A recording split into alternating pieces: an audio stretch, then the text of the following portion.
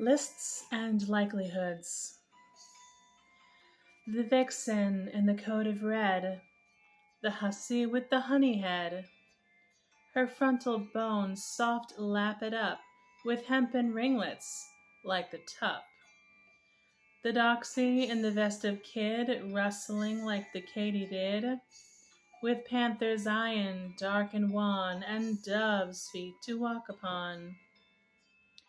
The jockey with the pelvis plump, the high-hipped wrestler with the rump of yearling mare, firm, sleek, and creased, the tamer smelling like her beast. The starry jade with mannish stride, the sister twins in one sash tied, the humpback jester at her ease, her jollies coiled on their trapeze.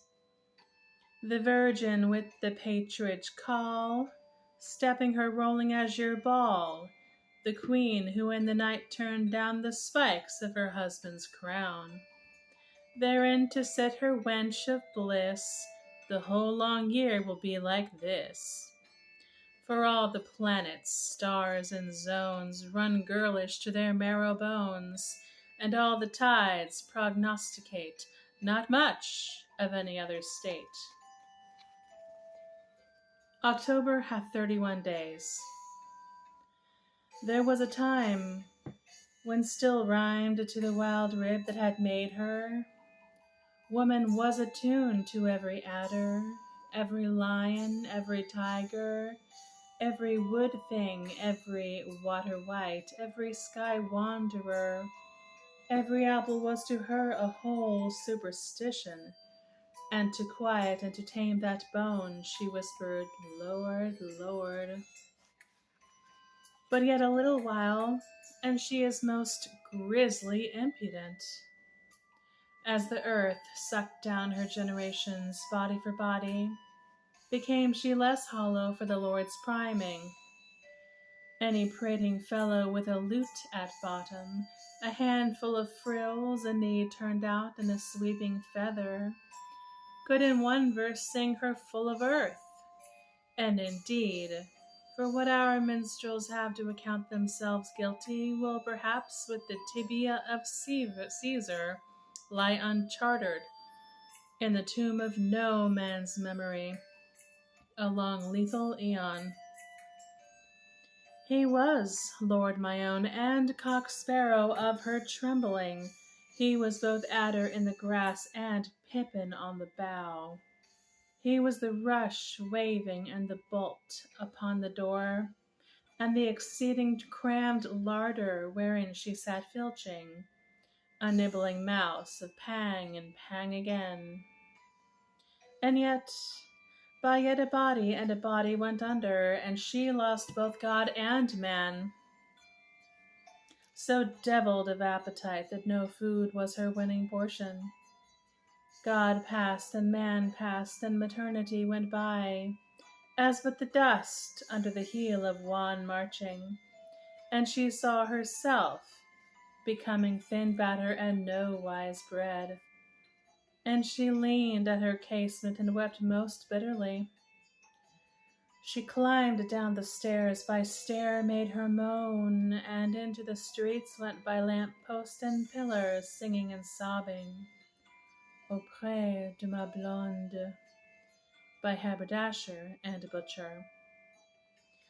At every gate and post she lamented and hummed, her hands upon the copings, passing and bewailing, and went yet further, and heard the lark singing, and listened until it was the heron crying by the sedges, and the nightfall's time, true rising nightly nightingale. The birds were off of the earth, and the sky covered with claws going south, and she sat where the wheat sprang not, and was now a cud in a winter mouth. And she saw that her years were mounting, and she returned homeward. And godless and fearless made fear and a god of the yellow hair of Dame Musset, wandering about the grassless sods of her garden, leaning ever and anon upon the sun-dial without its hours, or bending over the fountain that never poured forth that gentle spray for which it and she were pining, or just plain walking, her hands well wrapped in the folds of her dust-covered mansaver, or, as it was originally registered and patent applied for, winter woolens for the woman over 40.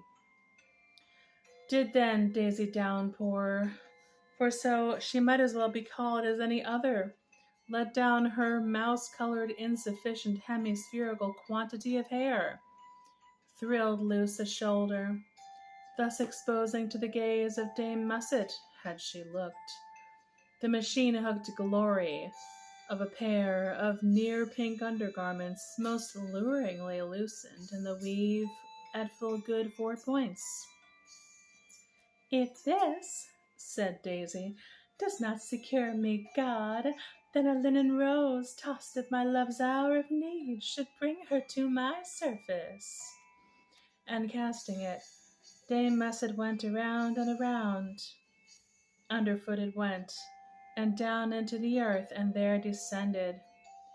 Dame Musset still pacing and thinking of a girl's eye, from which she had skimmed the milk of love, and whether she should again promenade the impasse des deux anges, and trust to the bed-airing instincts of the said girl, to bring her in mob-cap and all June of bosom to the utter third-story window left, from which point of vantage Dame Musset had first seen her winking a housewife's eye at the little scullion in the pantry window opposite, from whom the bed-airer had removed her wiles and ways for a short yet thrifty glance in the direction of Musset, or should she not?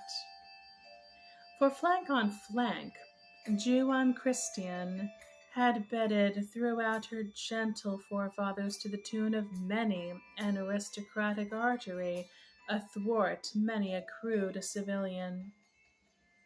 To give her the uncertainty now in the hooves of her feet, one heathen and one gentlewoman, and to make her yet angle before she stopped to think and to withdraw the bait from the thick waters and from thin, pleased in the one vein with the housemaid and in the other sighing for quality.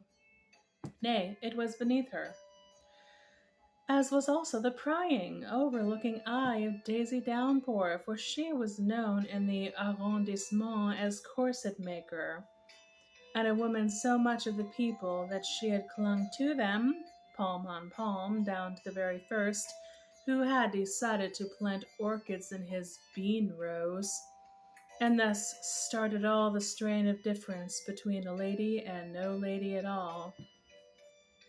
"Alas and alas," sighed Dame Musset, "to think that blue blood should set so many out of reach. Yet were I one of the direct peerage, could I not confer the order of the Garter upon her, thus bring her like a calf on a rope slowly balking to my bed, through the land unknown, over the hedges of how-so, slipping and sliding past the zone of unfit in by a leg at least, until, incarnation by generation, the calf becomes the bird of paradise, to lean all molting love upon my Spartan chest, there to pluck at my heart's armour, until the visor is lifted. But no," thought she, "I get my armory mixed, that is another spot." Still she paced. "If," said she, "I could mold the pot nearer to the heart's desire, I would have my scullion's eye lie in the head of Billings on Coo, with the breasts of Haughty and the hips of Doll, on the leg of Moll, with the shins of Maisie, under the scullion's eye which lies in the head of Billings on Coo. The buttocks of a girl I saw take a slip and slither one peelish day in the fall, when on her way to devotion in the side aisles of the church of the Saint-Germain-des-Prés, to lie on the back of the hips of Doll, on the leg of Moll, whose shins are Maisie's, all under the eye of the scullion, etc. and the rowdy parts of a scampering jade and pluck-forward place.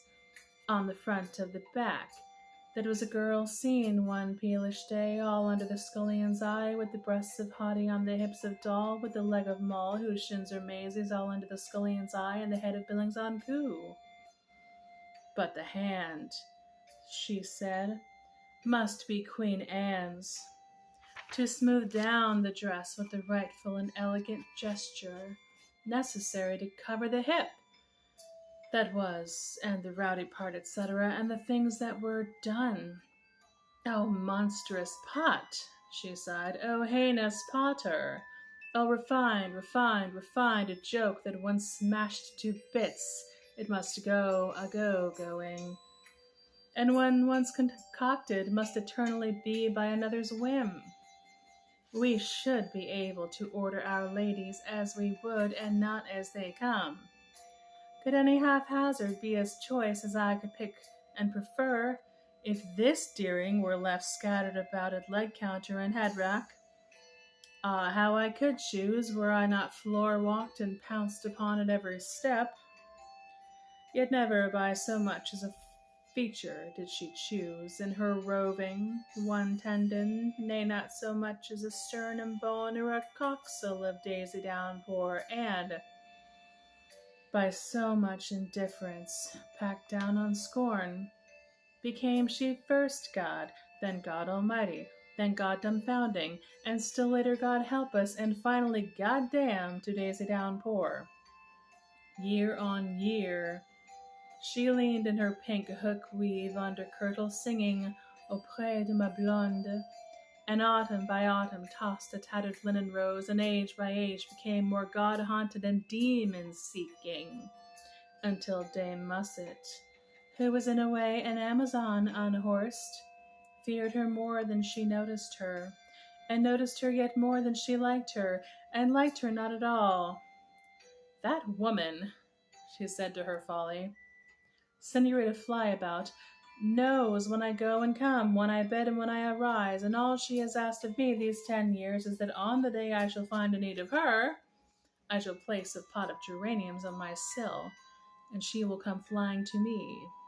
A droop of a Djuna in the flannels to thaw me down. Shall I, as I say, but hint that state by the simplest pot of rosy geraniums set out upon my sill? And has turned her eye that way so long and so tirelessly that I dread me one of these days she will fancy the flower into growing there indeed, and for such a catastrophe, she said, sinking into her furs and drawing a duvet about her. I shall need friends of a noble tarnish, as flocking as shad-roe, and all of them stout of heart, high and sharp of heel. All women, she apostrophized, are not women at all, and I fear that in yonder bosom leaning upon her casement grows a garden of hope, and that with it she would crown and feather me with the pinions of celestial glory, only to destroy me with these same implements. For in the mind, said she, of the woman lost twice, there is only one furrow in which to grow a seed, and much dead matter to nourish it, and alas! In that mundane skull, that fontanelle of baby lady woman, grows one weed, myself. Be not afraid, twittered Maisie Tuck and Frill. You shall be well surrounded. God help us, said Patience Scalpel, draining her glass. Not one good hammer-throwing, discus-casting coxy prepuce amongst you. Oh, wry luck and wrong cast. Is the belly strap of Venus to slip sling and slew me to my dimming? Am I to be cuddled to the grave in 3 pins and a yard of worn woman's pelt? Cried Dame Musset.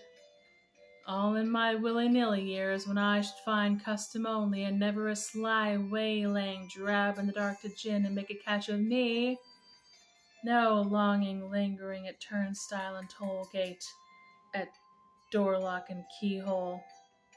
Time passes, said Patience.